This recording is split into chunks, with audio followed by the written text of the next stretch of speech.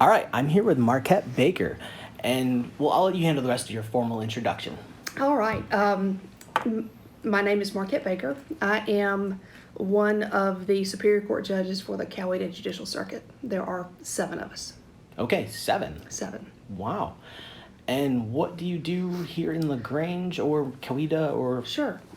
So the circuit is Troup County, Coweta County, Carroll County, Heard County, and Meriwether County. Okay. And in Superior Court, we hear everything from divorces and custody issues, modifications, adoptions, to a lot of the criminal matters that are felonies. And in some of the counties, we hear even the misdemeanor matters, to general civil litigation, somebody suing somebody else. Okay. And so there are 7 of us, and we kind of rotate around the circuit. Okay. The old phrase used to be, you ride the circuit, and that's sort of what we do. Okay.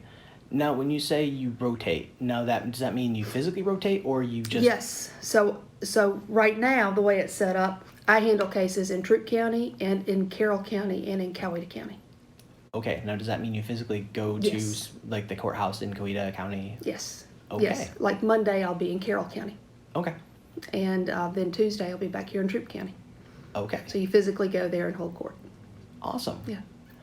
So, what are you most known for in LaGrange, I guess? Is you most known for this? If you talk to people probably over a certain age, and this is going to sound really peculiar, but if you talk to people over a certain age, I'm probably most well known for being the first Clara in the Nutcracker here. Seriously.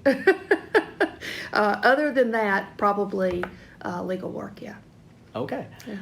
Can you tell me a story behind the first Clara and the Nutcracker? Yeah, sure. So I grew up kind of across from LaGrange College, and my mother's a professor of English up there. Okay. But however long ago it was, 35 plus years ago, they decided to have a real ballet program, where it was taught by someone who had come through the Atlanta Ballet. She had danced in Paris, and her name was Elizabeth Turley. And so Okay. she came and opened a kind of a small ballet school, and we were the first class there. Mm-hmm. And after just about 2 years, with the college's participation, they decided to put on a nutcracker, a kind of formal nutcracker. We had dancers come down from Atlanta and dance all the big roles. And as kids, we got to dance the children's roles, party scene roles, and things like that. And I got lucky enough to be chosen as Clara. Okay. So that's how that kind of got started. And today they do it every year. My daughter was Clara last year in the Nutcracker, and it's just a wonderful, it's a wonderful thing to have in our community. I enjoy it very much. Awesome. Well, so how long have you been the circuit court judge? Okay. Or Coweta?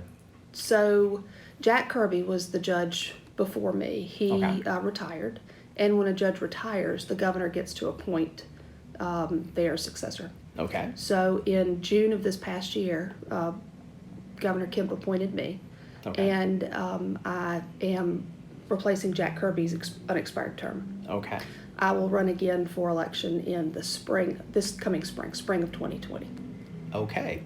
Yeah. Getting appointed by a governor, that sounds kind of a big deal. Well, you just get really lucky. I mean, everyone who applies is extraordinarily well qualified. Mm-hmm. They're all fantastic people. They are my friends. They are my colleagues, and I think the world of all of them. And it just comes down to I was very fortunate. Okay. So you're running for office this year. Yes. Okay. Yes. So there are 7 of us. 5 of us are on the ballot this year. Two other judges are on a different cycle and how it works. Okay. We don't run against each other. It's separate seats, but there will be 5 Superior Court judges on the ballot this year. So if I vote for you, I'm not voting against anybody else? No, and in fact, you would have the chance to vote for all 5 seats. Okay. If that So as of right now, you're running unencumbered? unopposed. At this point, yes, sir. Awesome. That I've heard. Well, that's very good. It is. Congratulations. It's much easier to run unopposed as it is to run with a challenger. Yes, it is. Yes. Cheaper too. Cheaper too. That's right. So what led you to? I assume you're a lawyer first, weren't you? Right. So in college, I kind of finished some coursework that I had early, and the last semester of my college year, I did an internship down here with Pete Scandalakis in the DA's office. Okay. And sometimes you just know. You get there, this is a great fit for me. I think this would be something I would love to do the rest of my life. And that's what that internship did for me. So did you practice as a lawyer? Yes. So I started out practicing a lot of domestic relations work. Okay. Did a lot of divorce and custody cases. I worked in juvenile court with the indigent panel. Was a municipal court judge for the city of LaGrange under Robert Watley. Okay. And then in 2004, I ran for the Solicitor General position, which is essentially the misdemeanor prosecutor for the county. The DA here is elected and handles felonies. The Solicitor General is elected and handles misdemeanors. Okay. So in 2004, I ran for that position, won that position, and was elected 4 subsequent terms after that. Okay. Then I was appointed this last year to the Superior Court. So what's the craziest case you've ever saw? You can define crazy however you see fit. I don't know that I can or should say, to be honest with you. But I'll tell you, crazy can be defined many, many ways. One of the things that I think is truly amazing is when people who have such opposite interests and even dislike for each other can come together in court sometimes and have things work out between them. That happens some, and that's, excuse me, whether it's about a neighbor issue or a child issue if it's parents. It really is amazing to watch people be able to put aside their differences and come to a kind of a common understanding and agreement. And that happens sometimes. So what do you think is unique about you that led you to become successful in this endeavor? Well, I think, I don't think that there's anything that I would say is terrifically unique about me. I think that I work really hard. I think that I try to be very, very prepared. And I think that those are things that help out. Certainly, I appreciate it when lawyers come into courts and they are prepared and they know their case, they know the law. And I tried to be that kind of lawyer as well. And I'm trying to be that kind of judge. What advice would you give someone wanting to pursue a career similar to yours? Do an internship. Okay. Really find out if it's something that you enjoy, because there is a lot of hard work and minutia that goes into the bigger picture, and you have to be willing to do that work and put in the time and put in the effort to end up with a successful career. And a lot of times, and you know this could go for anybody in any kind of profession, people don't see the time and the dedication and the hard work that goes into someone's success. But it's always there. It's not the thing that they lead with, but it's always the thing that has pushed them to succeed. So what first brought you to LaGrange? There's got to be a story behind moving here. Okay. So I grew up in LaGrange. I was born at West Georgia Medical Center. And So you're one of those people. I'm one of those people. Those few. But I grew up here, went through high school here, was the head cheerleader at LaGrange High School, by the way. I know, very, very strange and unexpected, I can tell by the look on your face. And went off to college to Spartanburg in South Carolina. Okay. And then went to law school over at Mississippi College. Okay. Met my husband over there. He's from Brandon, Mississippi. Okay. And in coming back and visiting LaGrange with him, you see it in a different perspective than the kid that grew up here. And we saw it from the perspective of, this is a great place to live and raise a family. So we moved back to LaGrange. That's how we ended up here as adults. Awesome. I don't think I knew he was from Brandon, Mississippi. Brandon, Mississippi. There's not a lot in Brandon, Mississippi, but Jim Baker grew up there. Maybe one stoplight, maybe two now. So who would you say are the 3 people that are most influential to you? So I thought about this, and there's so many for different reasons. Obviously, My husband and my children are just at the very top of my list, and everything I do to try to honor them and to make them proud of me.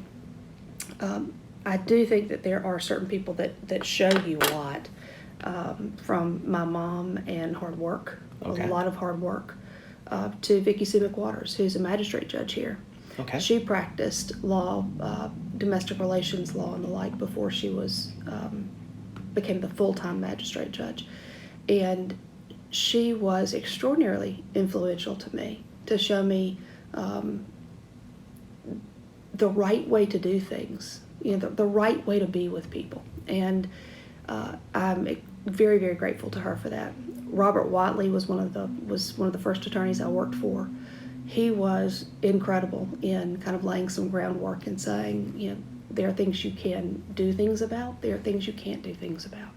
And you will find peace when you realize the difference between the two of them. And so I was very, very grateful for my time with Robert.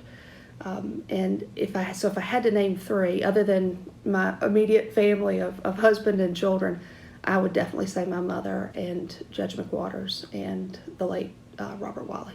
So, what is one common myth about your profession that you wish to debunk right now? Lawyers really do like each other. They really do. I think people think that lawyers come into a courtroom and fight and can't stand each other. Lawyers like each other. It is a collegial profession, and you have to work together with people. Even if you're on the other side, especially if you're on the other side, you have to work together with them. And there may be some argument in the courtroom, but generally it doesn't spill over into more professional relationships otherwise. And so I think that's a common myth, is that you see lawyers arguing in the courtroom and it means that they don't get along and really don't like each other.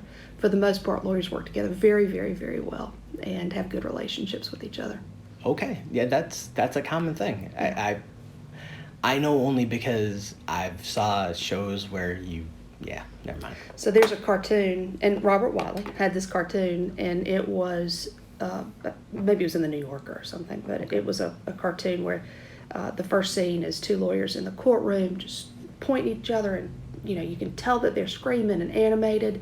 And the judge bangs the gavel and says, "We're going to recess for lunch." And the next one is the lawyers turn to each other, "Where do you want to go eat?" That kind of thing. And that's probably very accurate. Well, number 12 doesn't really apply to you because you... I know, yeah. You didn't really move to town. I didn't. So what do you think back to town. What do you think your husband wished he had known when he first moved to town? I probably should ask him. When we moved back to town, we moved on to Park Avenue. Okay. And just love Park Avenue. We got involved in a lot of different things. We could walk to everywhere we wanted to go. We made some great friends on the street with some people who weren't from LaGrange and that I certainly didn't know growing up. And it gives you a nice perspective on where you are as opposed to just the typical things that you know about it. So it was interesting to see it through his eyes and to see what all he enjoyed about our small town and things that I'd probably taken for granted growing up. So I wouldn't say it was one thing specific. I think that probably his kind of fresh take on it was a lesson for me. Yeah. And it wasn't something that I think he wished he had known about LaGrange. I think it was in seeing him discover LaGrange. Yeah, seeing it fresh from his first take. Right, was very enlightening. Made me very, appreciate very much my hometown. That's awesome. Yeah. So, what's your favorite story about living in LaGrange?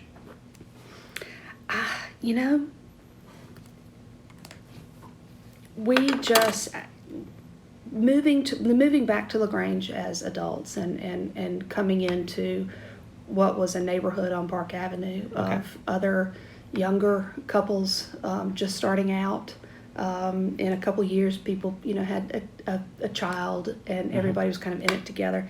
It gave you this amazing sense of community, and there are so many stories I could tell from that period of time in our life that it's hard to pick just one. But I think what I would say is the nights everybody spent on each other's porch, or rocking a baby, or just the sense of community that we got living here and starting out on Park Avenue, I think was amazing. And again, there are millions of stories about it, but that's kind of the common theme is that community that we had.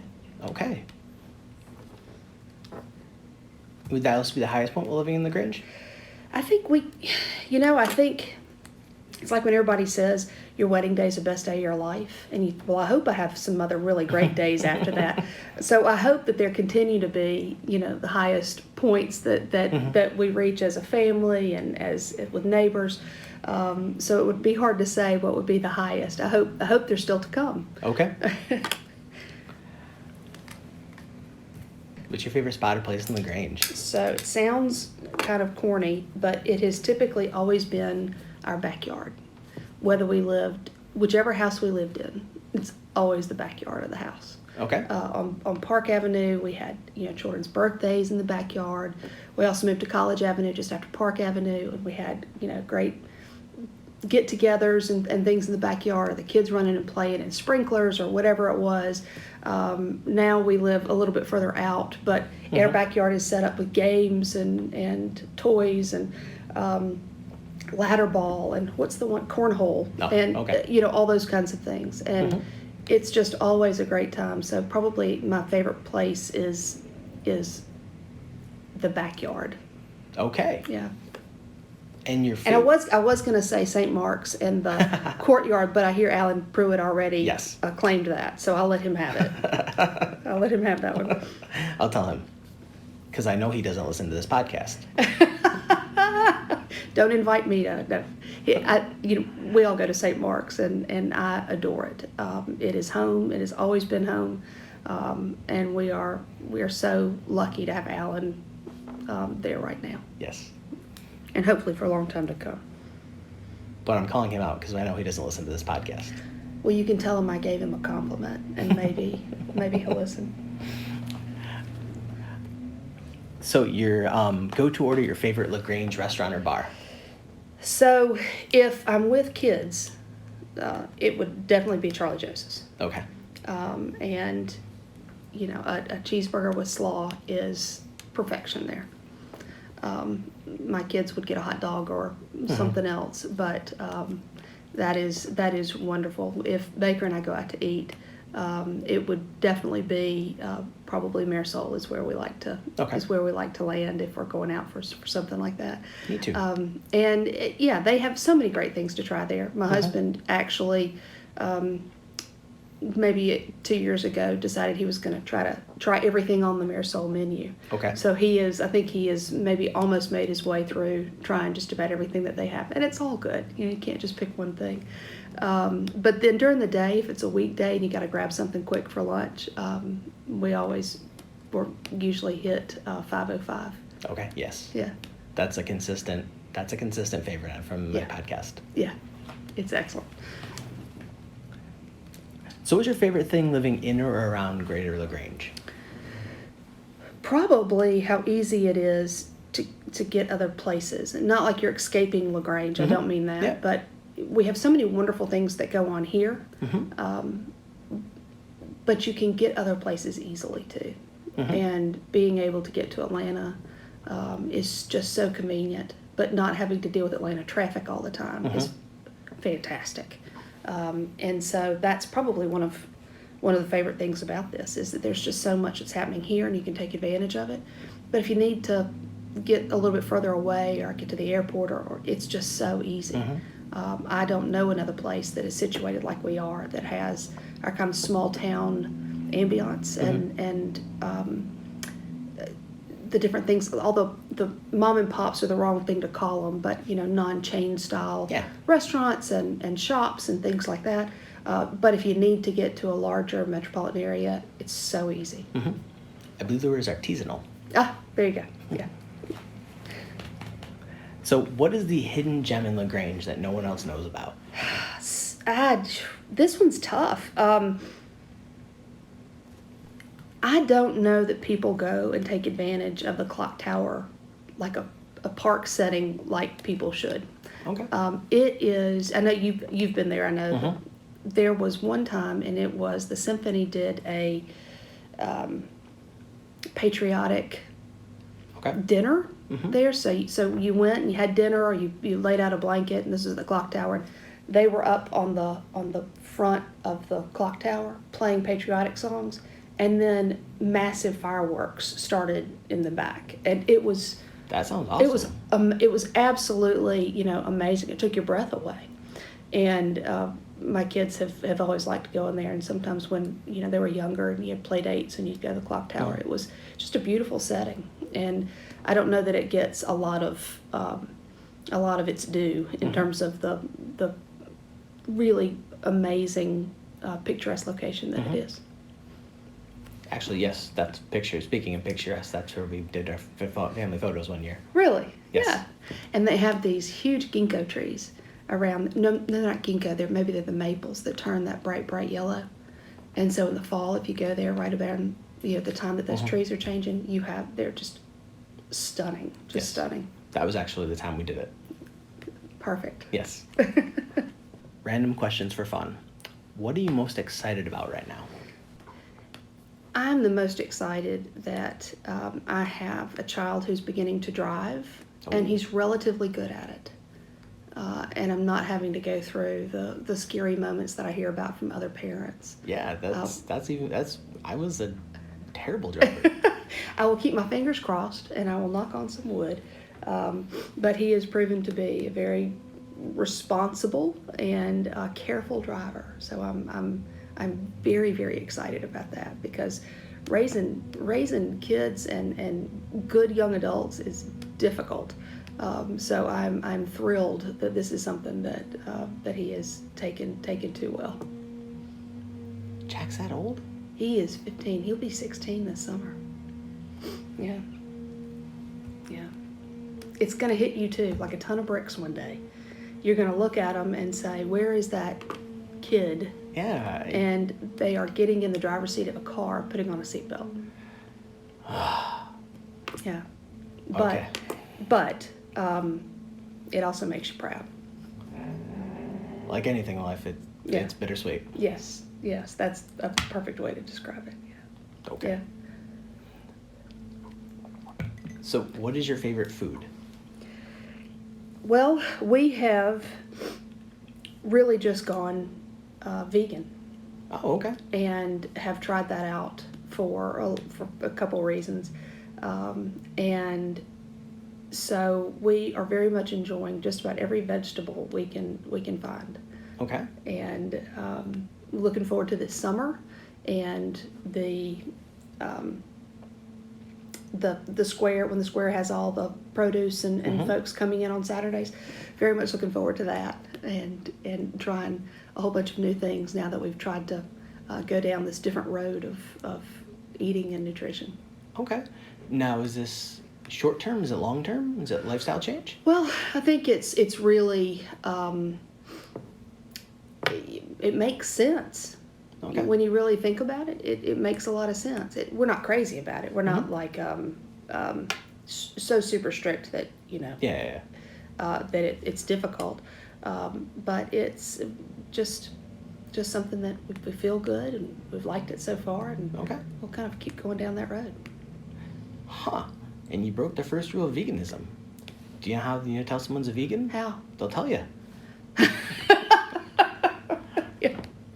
But it's interesting. It's actually been very easy to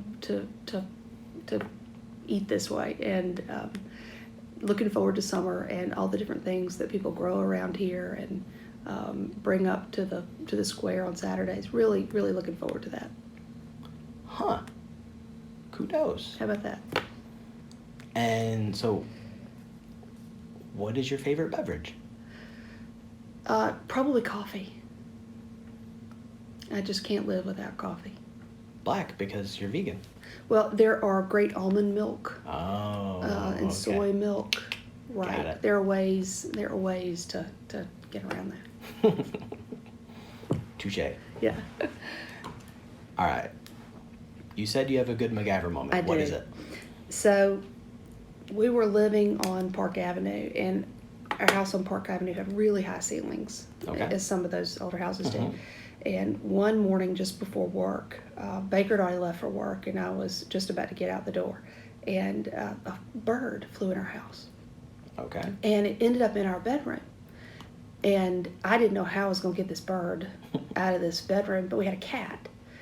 So I brought the cat in. I put the cat in our bedroom. The cat gets on the bed, sees the bird, launches himself off of the bed to the top of the window that was, they're really high in those houses, catches the bird in his mouth, drops to the ground. I took the cat with the bird in its mouth, put it in a box, closed the box up, took the box outside, opened it back up. The cat still got the bird in its mouth, picked the cat up, kind of,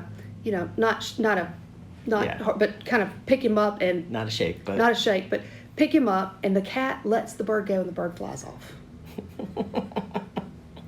Kudos. So it wasn't really, it's not MacGyver in terms of making something, but I was pretty proud of myself for finding a solution to the problem of the bird in the bedroom. That didn't kill the bird. That didn't kill the bird, and the cat was great. I mean, that was very effective. So, Wow. hadn't happened again. I could never make that happen again in a million years, but that morning I was proud of myself. I'm impressed. That's something. Kudos to the cat. The cat really gets the credit for that one. Okay. Is there anything else I should have asked you but didn't in this interview? No, this was fun. This was great. It gave me some time to reflect on our town and what goes on here and how much I love it. And so I've enjoyed it very much. Okay. And how can my listeners connect with you? Well, I don't want to say come to court because that would, that's a bad, Yes, a bad thing to do. So yeah, we go to St. Mark's on the weekends. Okay. We're there. Yes, go to church. Go to church, and otherwise we're working and Okay. taking care of kids. Okay. Well, that's been Markette Baker. Can you say your title again? Sure, Superior Court Judge for the Coweta Judicial Circuit. Yeah, that. All right. Have a good day, guys. Bye.